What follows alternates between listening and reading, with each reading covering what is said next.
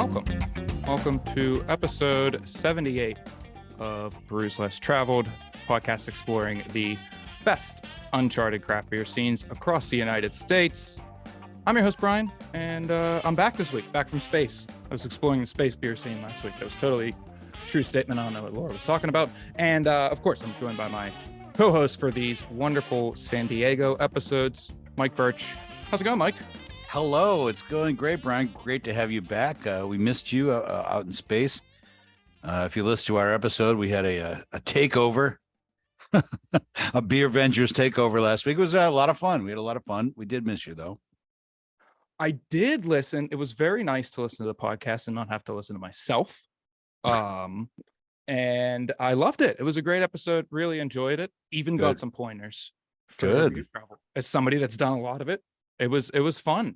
I really like listening to it, and thanks to everybody for holding down the fort.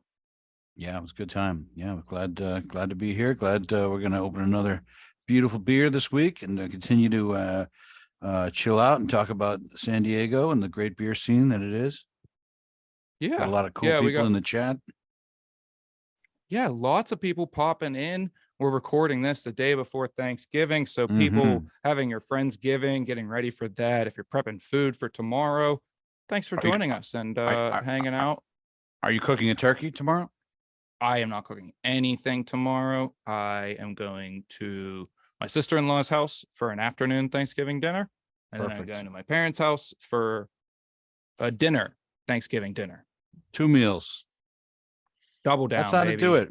I mean, we're cooking here. We're hosting 14 people. This is going to be our Fresno debut. I always get roped in because, I was a cook and a chef for over 20 years. So no matter whose Thanksgiving I go to, I'm always, they always put me to work. But this is our Thanksgiving this time. We're doing all the stuff. So we're looking forward to it. This is your first Thanksgiving as head chef. You sous chefed a couple of Thanksgivings, it sounds like. We've head chefed as well when we come to California. Okay. And we would come and on these off years when we wouldn't come, because we go every other year, we're bi-coastal family, and they would go to a restaurant. So the one year we said, well, we're not going to a restaurant. We're going to make dinner at grandma's house. And so we started that tradition in 2012. So we've been doing it pretty much consistently since then on the even years, 12, 14, 16. So we've been good. We've got some experience in putting the dinner together, but this is actually at our house. So yeah, we're excited about that. Lots. Yeah, I bet lots to do, lots to take care of. And it sounds like it's going to be a good time. Yeah, no doubt. I hope everybody that is on the stream got great Thanksgiving plans for us. For the people in the future Brews Less Traveled listeners coming to us from the future, hope you had a wonderful Thanksgiving. We've got a great episode for everybody today. We'll be featuring another excellent San Diego brewery. Of course, today's feature brewery is Pure Project, and we're going to be drinking their Rove Adventure beer, which, first off, amazing name for a beer, Adventure beer. Come on, seriously. And second, I'm excited to drink this again. I really enjoyed this the first time around when I did my first tasting notes. So excited to drink it again and do it the right way. And I can't think of a more righter way. We're going to be joined by an awesome guest to talk about this beer and everything Pure Project. Speaking of our guest, what do you say? Let's bring him out. Let's not wait any longer. Please join us in welcoming our guest, the Education Program Manager at Pure Project, Chris Legiuzamon. Nailed it. Yeah. Awesome. Thank you, fellas. Thank you for having us. Like we were talking before the session, that last name has been butchered so many times that actually I think that was the best one I've heard in a long time. That was the one. Put some stank on it too there, Mike. Put some finesse on there. Beforehand we decided that Brian was getting the pronunciation and I wasn't paying attention, and then I realized I'm the one who's going to say the name. All right, but I think I'm pretty good with words and names, so I think, is that how you would pronounce it? Legiuzamon. Yeah, it's been a pleasure. Just want to say thank you so much for everyone tuning in. I see some people from Athens, Georgia, the land of creature comforts, some San Diego. I see some Paul from San Diego, Lehigh Valley, where the Eagles would train back in the day. Eastern LA County, Boston. How's it going? West Covina, West Covina. A lot of people from West Covina come down San Diego, so it's a pleasure to be here. Today we're gonna be talking about Rove, kind of like Brian was mentioning. It's an adventure beer, but again, my name is Chris Legiuzamon. I'm the education program manager here. I'm an Advanced Cicerone. We'll talk about what I do as a team in a second, but again, just happy to be here. And the day before Thanksgiving, it's always one where like people drink, people come together, and the next day you're eating it all up, and it's a good time. It's a good time. This stretch is a nice stretch of the holidays. Love it. It's low investment. It's low risk. It's a stellar holiday that gets outshined by the other holidays around this season. Let's be frank. So before we get into our beer and get into everything's Pure Project, let's do our quick sip questions. Fast questions, fast answers. Let us get to know you fastly or fast. I don't know if fastly is a word. Anyway, Chris, are you ready? Yes, send it to me. Let's do this. Favorite non-Pure Project beer? In San Diego or nationwide? Nationwide, I got one. San Diego, I got one. Do both. Give me them both. Yeah, All right. yeah. I was just judging the Great American Beer Festival this year. It was my first time doing it. It was a huge honor. I mean, I was sitting in the same table as Randy Mosher, and we were on the floor, and my friends are like, "What brewery are you going to be hitting?" And I'm like, "There's one brewery. If I could buy a whole case of their beer right now, I'd buy it. I'd buy it instantly." They're from Austin, Texas. They've been in the game for 26 years. They make one of the very historical styles. It's a Polish smoked wheat beer. It's called a Grodzicki. It's 3%. And just recently, some people are starting to like make those again. I saw Great Notion, Sam from Brew Host, he made one. There's one here in Marietta, they made one. And I was just like, smoked Polish beer is kind of a thing now. So if I could buy one instantly, it'd be that one. San Diego, Coachman. Coachman is one of the most award-winning beers. It's a small IPA or a session IPA. I forget how they promote it. But man, you get a good Coachman. Those low ABV beers, that's kind of my threshold. And that's why I'm really excited to try Rove. Was the Grodzicki from Live Oak? Yeah, from Live Oak. Yep. Yeah. Live Oak. Yeah. I have their Weiss. So I met Mike. He does their marketing manager. He sent me some Grodzicki, a Weizenbock, and a Black is Beautiful can, like a 6-pack of each. I have the Weizenbock in the fridge right now at work, but it's 9%, and we still have some time, so I might crack that towards the end. Sweet. All right. Rolling on here. First job in the industry. First job in the industry was West Reading, Pennsylvania. It was the first brewery that was in my small town of Reading, Pennsylvania. It was called Chatty Monks. It was their Chatty Monks. It was their opening weekend, which was June 10th, 2014. The tasting room is probably 3 times the size of this conference room, and I was the only one that wasn't a family member or like a family friend. And yeah, I remember all of those beers coming out, and I was just a big fan. Happy to be there. And then I moved out to San Diego later that year, and Mission, Stone Brewing, AleSmith, and now I found my home here at Pure Project. Wow, quite the rap sheet there. Very cool. Worse off flavor, butyric acid or mercaptan? So butyric acid it's like throw up. And then mercaptan is the nastiest. Mercaptan has a lower threshold and is highly perceived. It is the most intense thing you'll ever smell in your life. The only way I could describe it, it's kind of like open sewer drain meets like rotten eggs.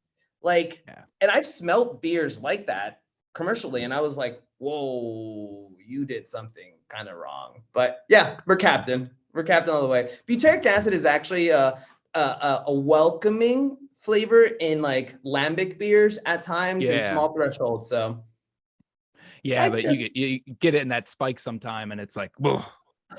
I would agree. Mercaptan is.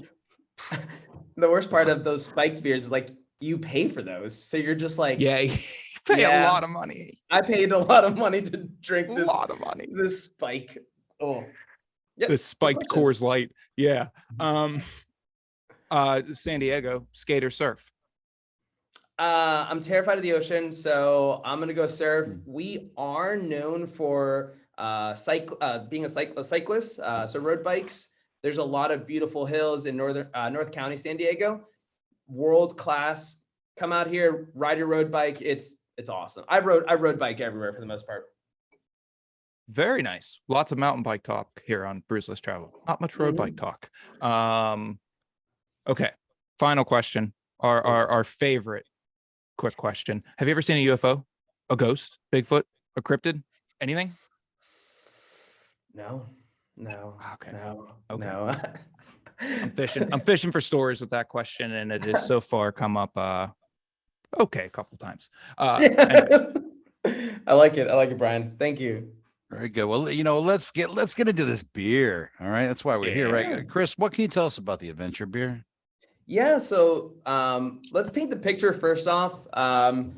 We'll talk about company ethos in a second, but so Pure Project, we make all variety of beers. I have some of the examples right here, and that's kind of the way Rove became a thing. So late December of 2019, as a company, we're in Mount Laguna, we're camping, and we're making a spawn beer, like a lambic, goose, that type of thing, which is leaf. So we're out there and we have a 5-gallon keg of our German style Pilsner called Rain. And if you ever had a German style Pilsner, they're hoppy, they're dry. They are refreshing, but they're kind of palate fatiguing. Think like a West Coast European beer, right? And we're drinking this and we're like, man, I kind of wish we had something lower in ABV, less hoppy, a little bit more balanced, and something that would be perfect for this campfire while we're making the spawn beer. And that's how Rove came about. So got the 4-pack over here. As always, we're not using those plastic 4-pack holders. Nice. Small touches as a company, and we'll get into that in a second.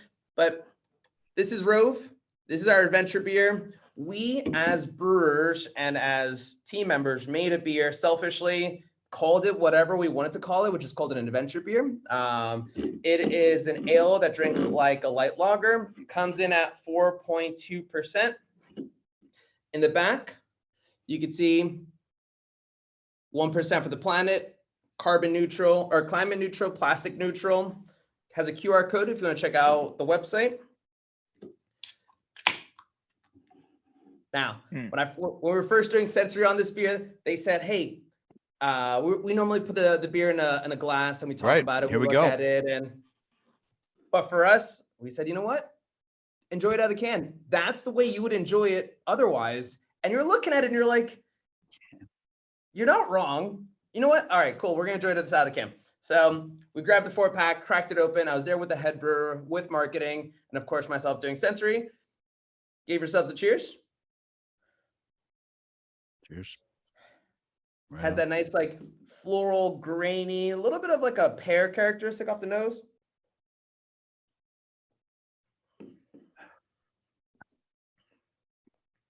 Okay.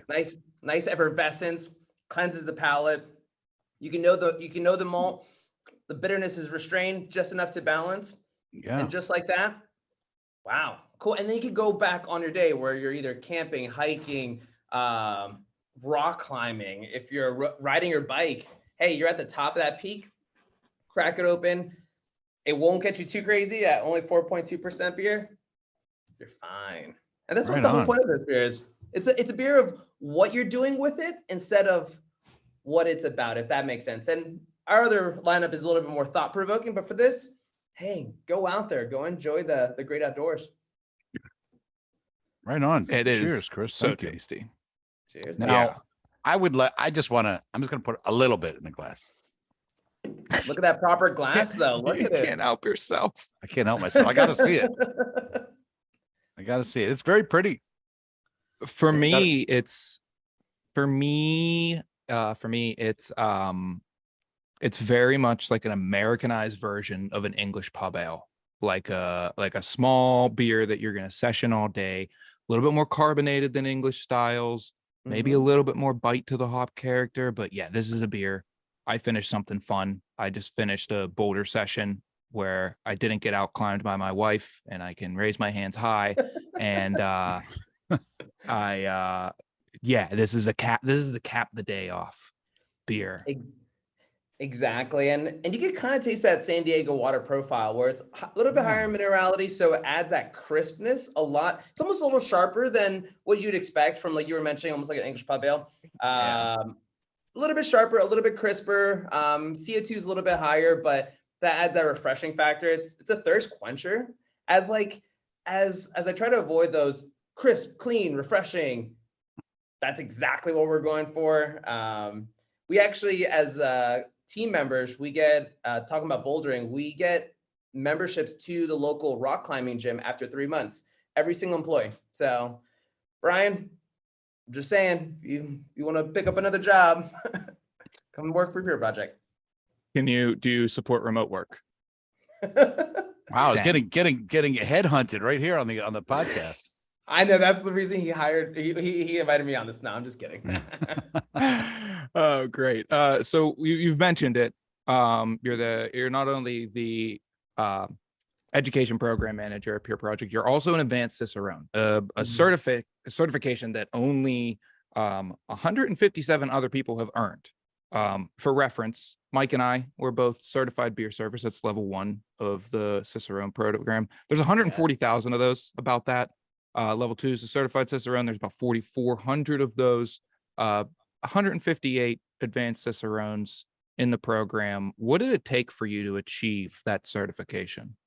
Absolutely. And I think a great point to note is whether 1, 2, 3, and there's a higher one, which is 4, every level is your journey into craft beer or into beer in general. It doesn't even have to be craft beer. Many of the level 4s are in the big beer, the AB InBevs. But most of them. Yeah. You have a lot of money in those big companies. But that's your journey. I always applaud people to even take that level 1. I think it's 30 minutes, 60 questions, something of that nature. Level 2, I am the lead. I'm the education program manager leading the education department. I have 2 certified Cicerones underneath me, Devin McGuire and Lindsay Buckner. So I always applaud them. They're like, Chris, you're so smart. I'm like, you also bring a facet to the game. And finally, level 3, I think it's an 8-hour exam. 8-hour exam. 2 face-to-face interviews. There's off flavors, style discrimination, consumer-friendly descriptions. There's 8 essays. Towards the end of those 8 hours, you're in that exam room and you're just like, I don't want to do this anymore. Like, this is not fun. Like, you're writing about Weizenbach and you're like, all right, 3 local commercial examples, or 3 local ones, 3 European ones. And for me, it was when I got hired at Peer Project in January of 2018, if not 2019, I think it's 2018. I was like, you know what? I need to get back into shape, kind of like a marathon runner. What's the closest marathon event? And it just happened to be Advanced Cicerone. And I was like, all right, I'm gonna sign up for it. Little did I know it was April 24th of that year. And I signed up in February. And I was like, uh-oh, I got like 2 months to really get into shape. So I studied 5 hours every single day, worked day in, day out on my books, writing notes. I went to Bottlecraft, a local bottle shop here in San Diego. Went in, and towards the end, I was like, hey, Gene, who's the beer buyer, here's $50. Put in a mix pack, a couple beers that are commercial examples. Don't tell me what it is. I'm gonna put it in my fridge. My roommate's gonna open one up, pour it, and say, hey, Chris, what style is this? And we just kept doing that, and I passed it on the first try. And now, as an advanced Cicerone, 1 of 2 in San Diego, my main mission is, how can I get people to that next level? How can I enrich their beer journey? Make it more digestible, because there's so much about beer. And sometimes you run into those really smart people and they're just like, you stand there and you're like, you're missing a piece and you kind of lost me like 3 hours ago. I just try to make it more digestible. Beer's for everyone. And just because I have the certification doesn't make me any better than anyone else. Hopefully it inspires others to do the same. And just this past weekend, I was down in Mexicali judging beers with a master Cicerone, Nicole Ernie. one of 22 in the world. And I was just like, I'm your biggest fan, by the way, and let's start judging beers. And she was just back and forth. And I was like, dude, it was a lot of fun. It was a lot of fun. So yeah, we have a master Cicerone that lives here in Pittsburgh, who is also named Brian. So shout out to excellent name, but he's one of the nicest, most approachable people I've met in the scene, and has such a focus on educating people as well. That you see that from those upper levels of the Cicerone. That's one thing that I've seen consistent with the few people that I've met from that, from those upper tiers, the third and fourth level of certification, is the passion for getting people to that level as well. It's like, I made it here. I have this newfound appreciation and understanding for beer. Everybody, I'm going to pull you up the wall too. Let's do it. That's that's the mentality. Extend that arm, whatever I can do to get you to get to that next level. And what's the point of being the smartest person in the room when you could be with a whole army of smart people, and then we could just be talking beer, you know? So I love seeing that. I love seeing that path, instead of gatekeeping and saying, you'll never understand what I know. I love that people are extending their arms and hands to getting to higher levels. Definitely. That's very great. That's really great. Now, grueling. How does that tie in? It's being the education program manager.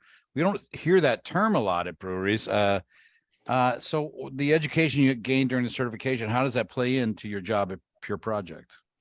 Yeah, so that's a great question, Mike. So I was sitting there, well, I passed it and I'm really excited, and it kind of morphed into something really special. At Pure Project, we're releasing 2 new beers every 2 weeks, minimum. Okay. 2 new beers in cans and or bottles. So as a staff, there's 20 beers on the board. There's 5 different tasting rooms, and every 2 weeks, new hops, new malt, new brands, new sensory. And when I got hired at Pure Project, I was one of 15 employees in a small little walk-in closet in Miramar. And I would smell the beer and I was like, hey, like, do you guys pick this up? And they're like, Chris, can you do that with that other staff that's coming in at 3 o'clock? And I was like, yeah, totally. Let's talk about it. And then I would talk to the brewers like, hey, where did we get those strawberries from? And they're like, we got those organic strawberries from JR Organics. It's in Escondido. Okay. Where did we get the coconut from? Oh, that's organic from Sri Lanka. So like, I kept asking those questions and just relaying that to the front of the house.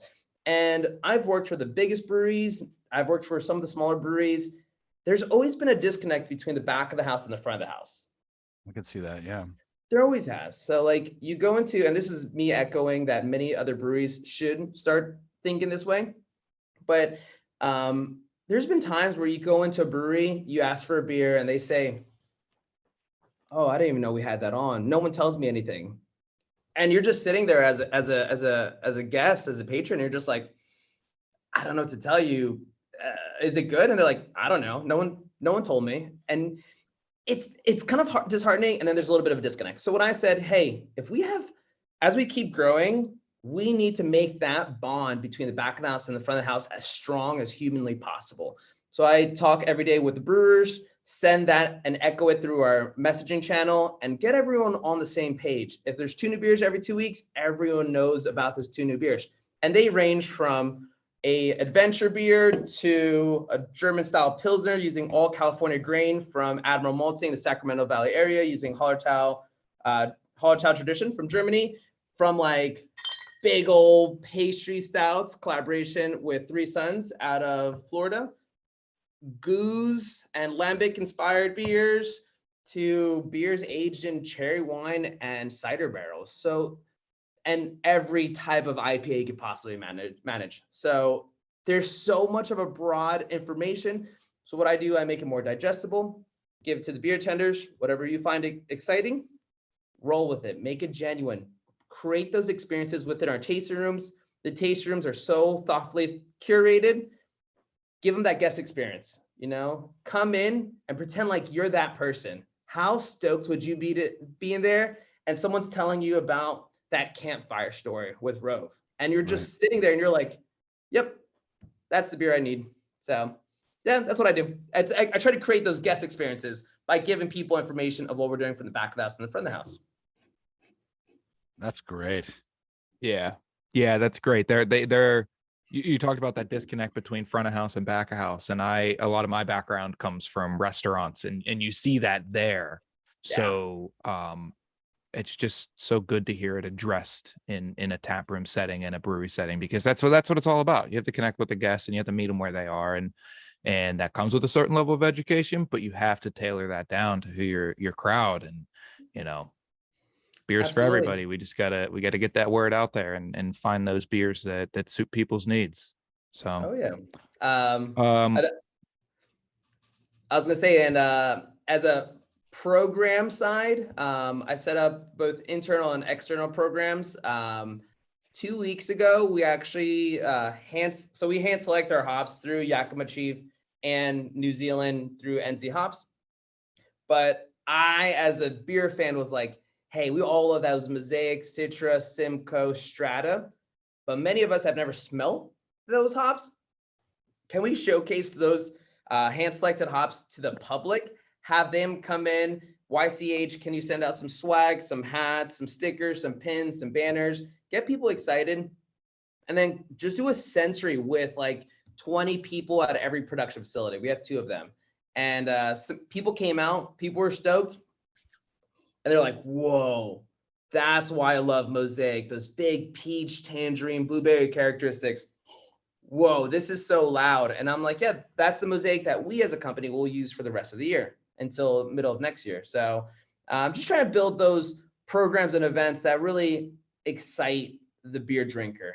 Because at the end of the day, I'm a beer fan, just as you are, and I just happen to be a education program manager. dude, if there was a brewery that was hosting like, hey, come smell our hand selected hops, I as a beer nerd, I think I might cancel plans with my family. I don't know. That's such an awesome awesome project. We'll see that on Instagram, where the brewers will show themselves going to Yakima and doing that. And I feel the same way. Like, oh, can I come? I want to do that. Yeah, I want to do that. Yeah. You get the glasses and the blue mats on the table.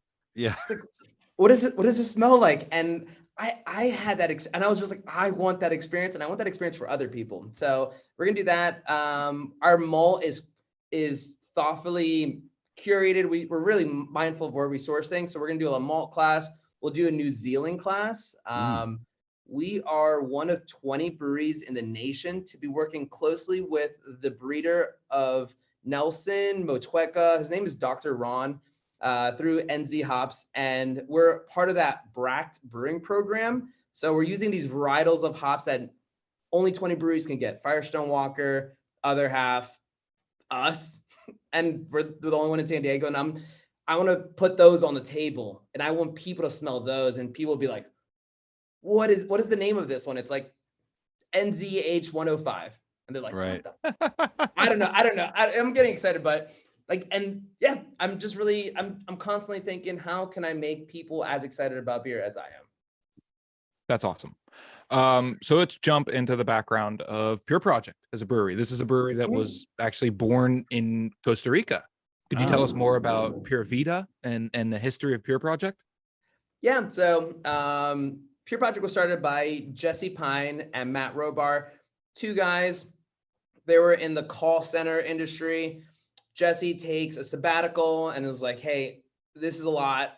I'm going to go to Costa Rica, enjoy my time down there, miss his craft beer. And then during a really long hike through the Rocky National Park, him and Matt are talking, and they're like, hey, we've been best friends. What if we open up a brewery? How would that look like? How can we make a business model where it's environmentally conscious and using local ingredients? And that's where they started in Costa Rica, in Manuel Antonio. They didn't have access to the crazy hops that we're talking about right now, or the crazy experimental yeast. They only had those local farmers. So they would just go to the farmers markets and say, hey, what's in season right now? And what are you excited about? And they're like, you have to try this exotic fruit. And they would incorporate that into their beer. They noticed that the political landscape and the environmental landscape at the time in Costa Rica wasn't the best for what they were trying to achieve. So they pulled the plug on that project and then moved over to San Diego. From there, we were part of the Igniter program, which is essentially a souped out brew house tasting room with the licensing, you pay a premium rent, and it's a turnkey. Just pay a little bit of premium rent, decorate the tasting room as you want, and you can keep going. Since day one, we've been 1% for the planet. 1% of everything we make as a company goes to local and national environmental organizations. To date, we've donated $142,000. Heck yeah. I know, right? And the more we grow, the more we're able to give back, which is really exciting. Anytime we use fruits or spices, it's always organic. Trying to be very conscious on farming practices. What else do we do? We're plastic neutral. We try to reduce the use of plastic, and climate neutral. We plant more trees and trying to offset our CO2 impact. And now we have 5 tasting rooms, and it's constantly growing. But when you walk into the tasting room, kind of like what you see behind you guys, Brian and Mike, that like jungle vibe, that's that pura vida. All those plants are natural or real, and it just brings a good energy. And we try to bring those Costa Rican energies to San Diego. And now Costa Rica is they're extremely environmentally conscious. There's something like 70% of their power comes from renewable energy at this point, maybe more than that. Wow. Yeah, back in the day, the countrywide, yeah. Back in the day, it wasn't like that, and it's right. As people, it's like, hey, I think we got it. As manufacturers, we have to be very conscious of the impact that we have on the environment. I see. Sure. Are you doing anything to reduce water use? Water use in San Diego is the toughest right now. So in general, when it comes to beer making, it's 10 gallons of beer per 1 gallon of beer, or 10 gallons of water per 1 gallon of beer. We're looking into solar and then maybe a water reclamation site. We just moved into this facility last year. So Stone Brewing has a $10 million water reclamation center attached to their brewery in Escondido. We just moved in. We might try to do that. I don't know. We're trying our best, but water is definitely the biggest impact on the environment for us in San Diego, where it's very drought prone. Right. Hopefully small steps. And then we're going to try to recapture our CO2, which a brewery that's producing 7,000 barrels a year doesn't care. But for us, if we can recapture that, just like Sierra Nevada does, I think it would be pretty cool. Yeah, water's super crucial to beer, obviously, and to the process. I remember a couple years ago, I got the opportunity to tour the Alchemist facility, and our tour guide was John Kimmick, and he was, I wanted to hear him talk about Heady Topper and how he basically created the New England IPA revolution and completely changed craft beer.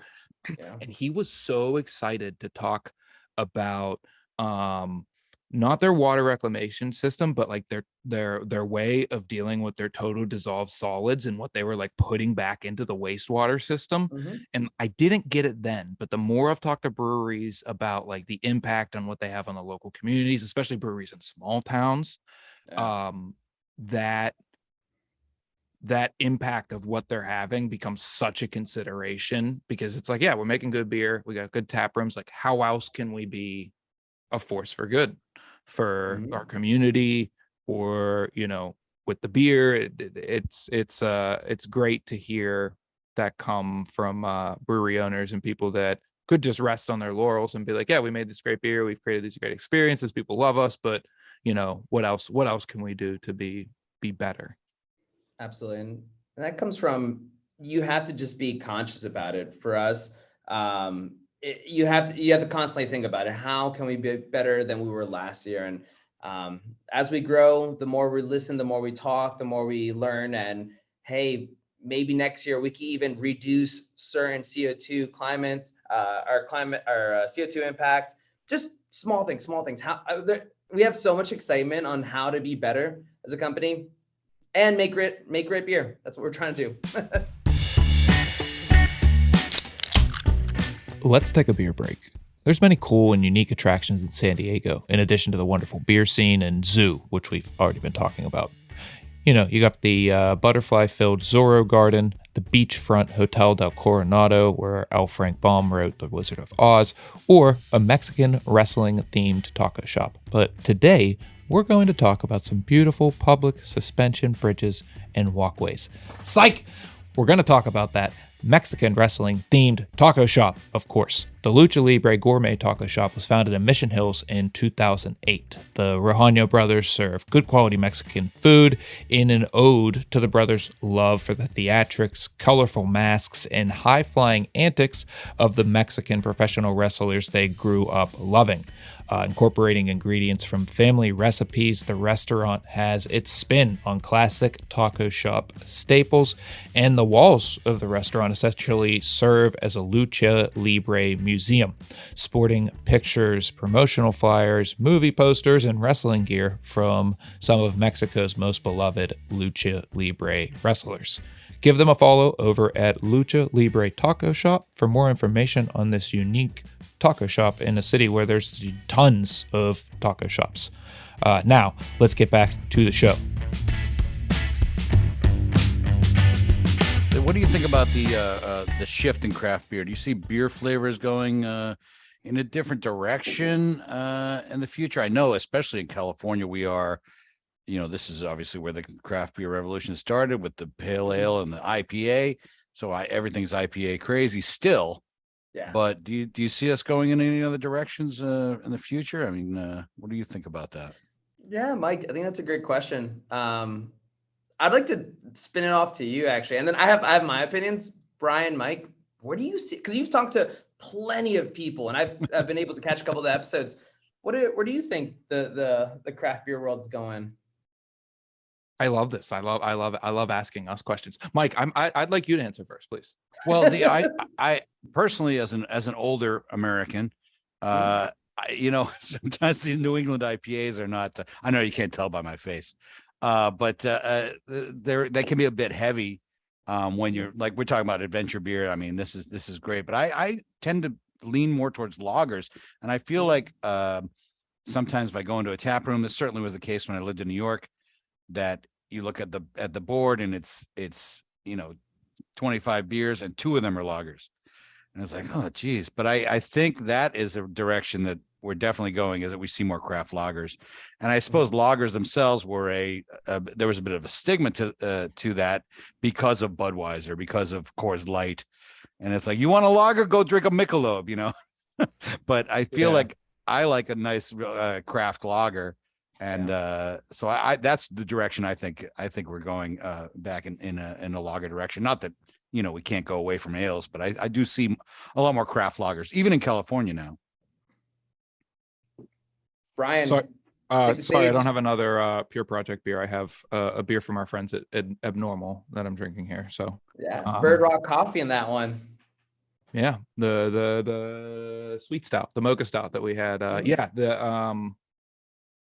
What did you say was the name of the coffee roaster that's in this? Bird Rock. Bird Rock, yes. For me, definitely more lagers. I think it all centers around meeting consumers where they are. I'll throw a controversial take out there. Let's hear it. I think we'll see more breweries do seltzers and alternative alcoholic beverages, packaging those and selling them as alternative revenue sources. And I think it's a genius idea. People want to drink that stuff. People want to support local. Mm-hmm. Seltzers are not expensive to make. There's some process that goes into it, and you got to dial it in, and you got to be careful with it, but it's not as expensive as beer to make. People want it. And I think we're going to see just more evolving in the market of craft beer trying to play in that. Even small local breweries finding a way to introduce seltzers, maybe cider, maybe packaged cocktails.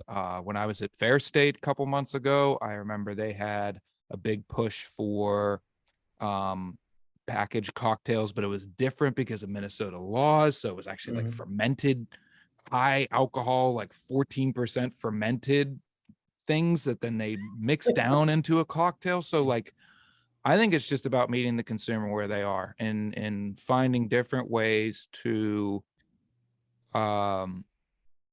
still give people a local alternative option for their alcoholic beverages while also supporting the company that does, something good for their community. So I think IPAs aren't going anywhere. New England IPAs aren't going anywhere. No. The crazy barrel aged stouts fruited sours, pastry stouts. That stuff ain't going anywhere. But I think what we're going to see is a shift in the industry is more of that, you know, for, I can't remember the technical term in like distribution, but the alternative alcoholic options. So yeah. Yeah, we have a brewery here in Fresno, the Crow and Wolf Brewing. It's in Clovis, and I don't know if you know Crow and Wolf, but they're a very nice brewery. But one of their best sellers is called Dark Horse, and it is a sorbet seltzer. So they are really, that's right at the top of their marketing, and their best selling not beers, but their best-selling beverages are these seltzers. Yeah. So I think you're right. A lot of breweries are moving in that direction. Like you said, the consumers, there's a lot of beer drinkers that will bring their significant others to the brewery, and their significant others might not be into the bitterness of beer. And to have those options for people, that just opens more doors and opens more tap rooms up to more people coming in and enjoying themselves. Absolutely. And those are three really great takes on, and at the end of the day, like, we're all trying to put our finger on the pulse in the industry, and it's constantly changing and oscillating. One big thing is, like, I love to relate the industry as art piece. So in the art world, there is your super crazy technical Baroque style. And then right after this extremely intense way of expressing art, goes into the most simplistic, and then it goes back into the very complex Jackson Pollock type of style, and then it goes into very simplistic.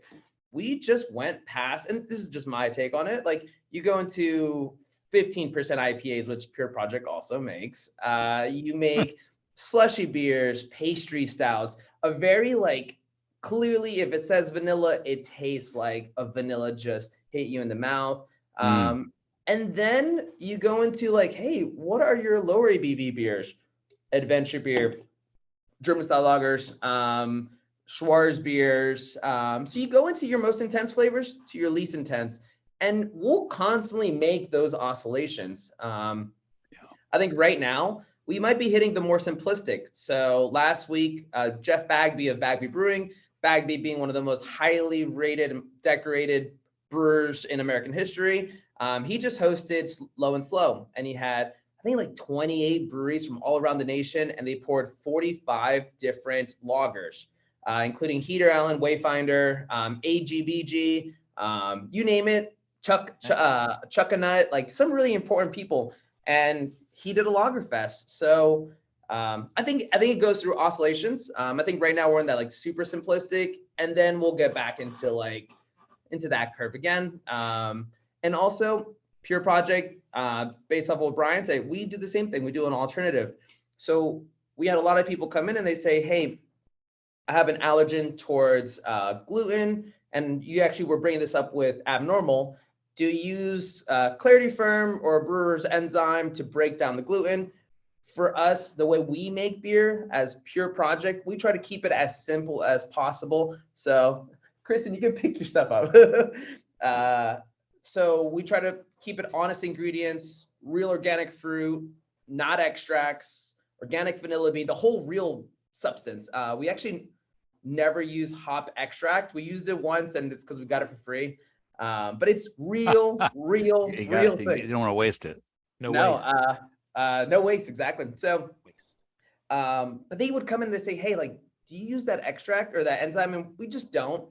So we thought, hey, Winslow, who's our head brewer, have you ever made a kombucha, like a hard kombucha?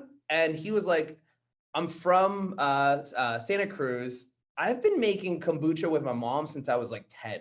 Like, this is what we know how to do. Like, all this SCOBY with, and he was like, I could make that sleeping. And we're like, could you make that a hard kombucha? And he's like, yep, easy. It's a different type of fermentation. And we said, okay, cool. So it's locally sourced honey from second generation honey farm, maybe like an hour away, Mickledge Farms. It's organic green tea. And then the one that we have right now, it's organic rose hips from Chile, organic rose petals from Egypt, and then hibiscus from Egypt as well. So it's an alternative, but it still fits within our ethos.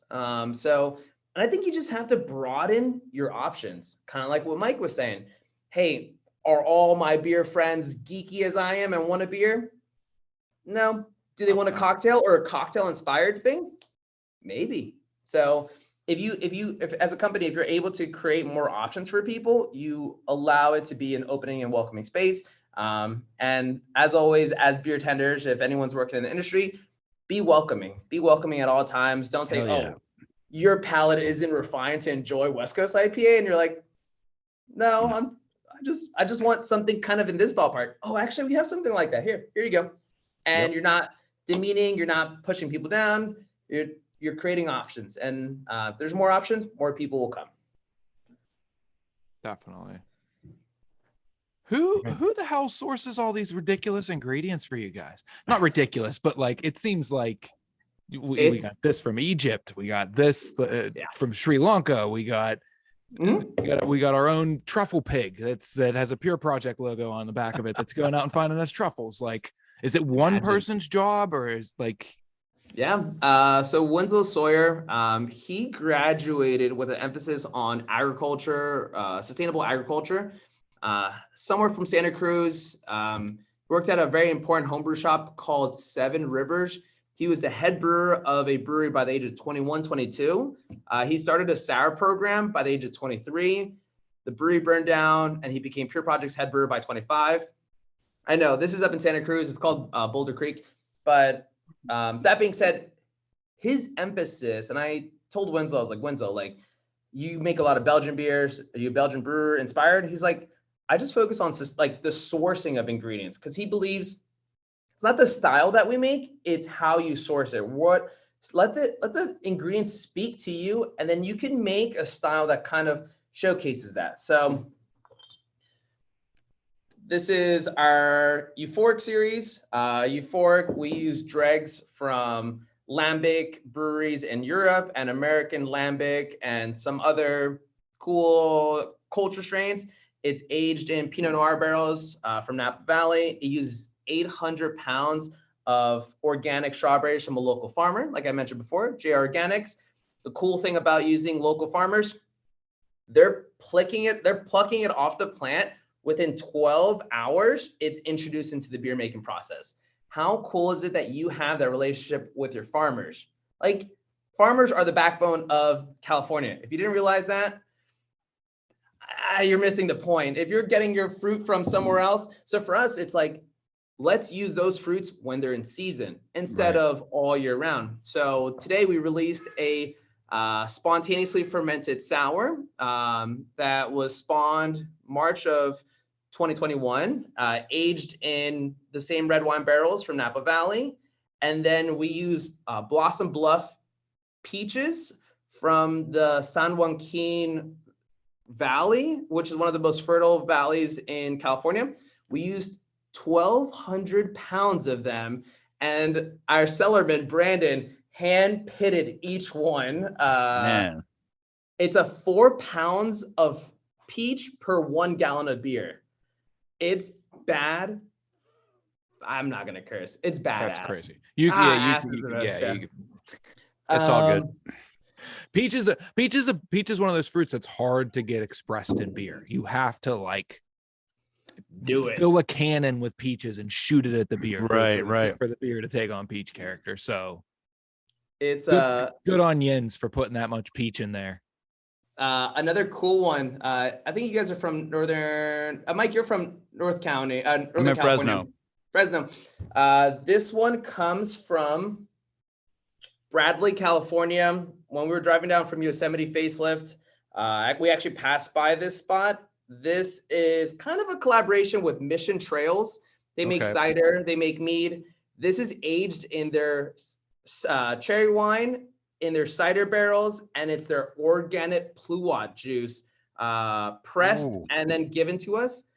We ship through the state of California. Brian, if you're in the state of California, I'm gonna send you a package after this. But yeah, it's celebrating the farmers, what they do. Sourcing is extremely important as a manufacturing company. And yeah, Winslow's just constantly looking like, hey, we could find some organic coconut, like instead of just buying regular coconut. And people ask, why don't you guys promote that more. And we do within the tasting room.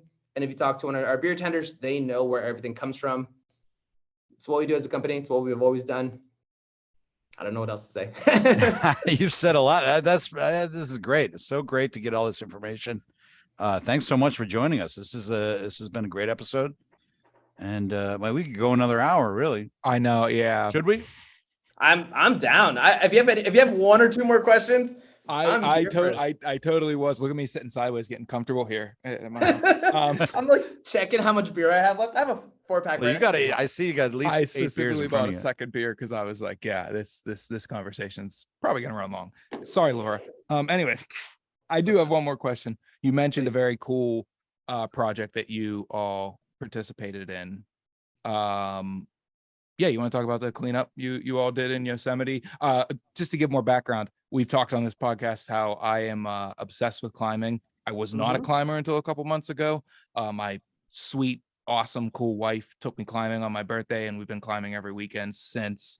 And you guys just did some really cool work with Yosemite, which is kind of the birthplace of American big wall climbing. And yeah, it's like the holy grail. Like you go there, and so let's paint the picture. Yosemite National Park. If you've never been there, look at the photos and you'll be like, no way. And that's where Black Diamond, Patagonia, North Face, if you look at the logo, that's actually Half Dome, if people didn't know that. Modern day outdoor climbing came from Yosemite. So as teaming up with Yosemite Climbing Association, YCA, we helped out create a beer called Yosemite Facelift for this 3-day event. It was September 21st to the 25th. We got back on the 25th. But you go out, you have Patagonia, you have Cliff Bars. They'll give you a bag, a trash picker, and you're just going out and you're picking up microplastics, you're picking up big things. I think by the end of those 3 days, we picked up 12,000 pounds of trash.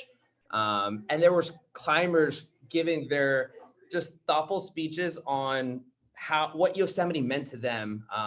Some people have lost their best friend during a climb, and you're sitting there during these speeches and you're like, oh my God, this is impactful. And there were seminars on climbing Patagonia, which is a ridge down in South America. But yeah, for us, we went there, I think it was like 7 of us as team members, and just get your hands dirty. To make positive change in the world, you have to get your hands dirty.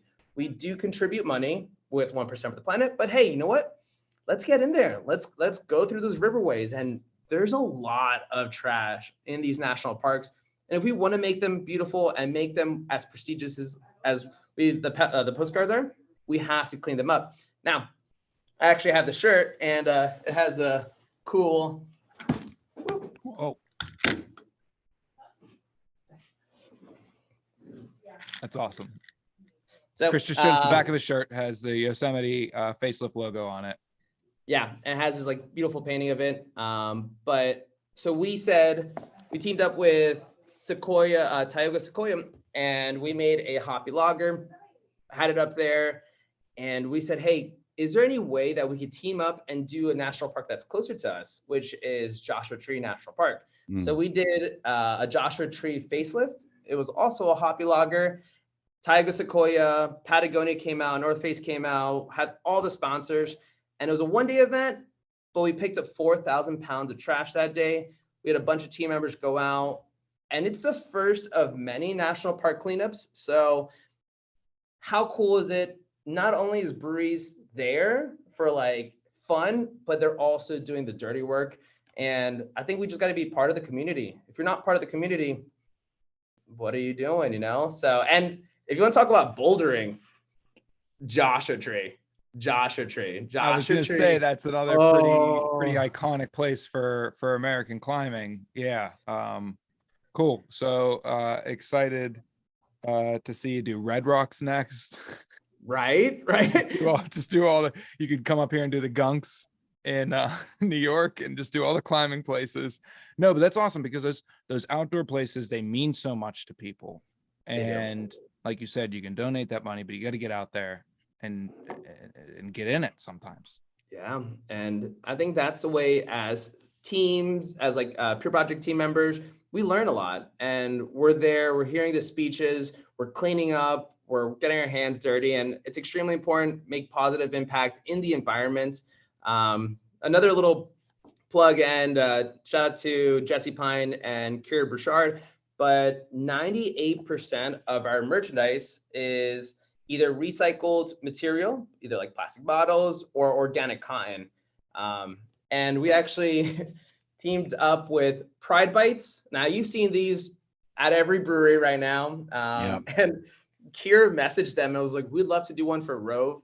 Can you make that possible? And she asked like, what's the fabric made out of? And it just didn't go with our standard. And like 3 weeks later, they're like, hey, we found some recycled fabric, high quality, great texture, and lowers your environmental impact. We can make that happen. And ours doesn't have the squeaker because that's just one-time plastic. But shout out to Pride Bites. They actually completely adapted their sourcing of material to accommodate our standard of either recycled material or organic kind. So I think if you ask for these things and as manufacturers, you say, hey, this is what I'm looking for. Can you accommodate? More and more, there are solutions to us producing things. That was a stupid way of saying it, but you know what I'm trying to say. So it was not stupid at all. Not at all. Be mindful. At all. Be mindful. Yeah, for sure. And and if more people were, I mean, I just even today we got some Coca-Colas and root beers for our holiday, and they're still using this 6-ring plastic. I'm like, come on, y'all. It's 2022. We could do better, right? Yeah, 2022. Come on. Exactly. Well, Chris, Yes. thank you so much. This has been an awesome conversation. Anything to plug before we get out of here? Be good to each other. Follow Pure Brewing at all your social media outlets. Purebrewing.org is our website. Follow our newsletter. We ship throughout the state of California. I gotta remember that. Yeah. Ship through the state of California right to your doorstep. As of right now, there's always laws that are constantly changing. What else can I say? Go out there, enjoy Mother Nature, pack it in, pack it out. And what a blessing that we are in the United States, and there's beauty out there. Just go out there, go enjoy it, live your life to the fullest. And if you want to be a beer nerd, be a beer nerd. Read your books and take that next level in your Cicerone. I think this is my own spiel now. It is so gratifying to challenge yourself and know your like weak points where you're like, I have no clue about draft systems. Like I read about the book, but I've never done draft. Like find your weak points, make that the strong points, and tackle those certifications. If you have any questions on Instagram, I'm Chris.thebeereducator. Shoot me a message. I'm always there to help. Swing by Pure Project. We have 5 tasting rooms, and we'd love to have you and enjoy our thoughtfully curated beers. Hang out with a beer tender. I don't know. Okay, now I'm just rambling. Very inspiring. I gotta get to another level myself. Yeah, that's awesome. Have fun. It's a lot of fun. It's a lot of crying, but it's a lot of fun. It's a lot of fun. Brian gets the sad out. Yeah, it's push it out, not down. Push it out. Push it out. It's like, why am I reading this book again? And then you're like, oh, that's kind of new. I didn't notice that part. Yeah, but yeah, have fun. Beer should be fun. Beer should for everybody. Make it a very welcoming place within your tasting rooms. Know that anytime you walk into any of our tasting rooms, we are here for any religion, sex, you name it, just here. It's beer. It should be fun. It should be exciting. No gatekeeping. Love it. Yeah. Check out more on purebrewing.org. Yeah, we will to talk like my my Gen Z friend. We stan beers for everyone. Mm-hmm. We'll keep saying that here at Brews Less Traveled. Beers for everybody, and the more we can do to find that beer that's for that person in your life that's always said, I don't like beer. You're doing a service to the beer community by doing that, and you're doing a service to that person because there's a lot of great to discover in the beer community. So thanks to Pure Project for supplying beer for this episode. You can find more from them, like Chris said, at purebrewing.org. You can find more from us at brewvana.com. Check out the holiday beer boxes there. We're super excited about those. Going to be a lot of fun for the holiday season. And if you want to help support this podcast, check out the Brews Less Traveled Beer Club. You'll get great local beers from around the country shipped to you on a monthly basis, and you'll get to join us as we talk about them on the live stream. So we'll be back next week with one more episode on the great city of San Diego, the city in motion. But until then, stay safe, be kind, and support local breweries, everybody. Cheers. Thanks, y'all. Cheers, y'all.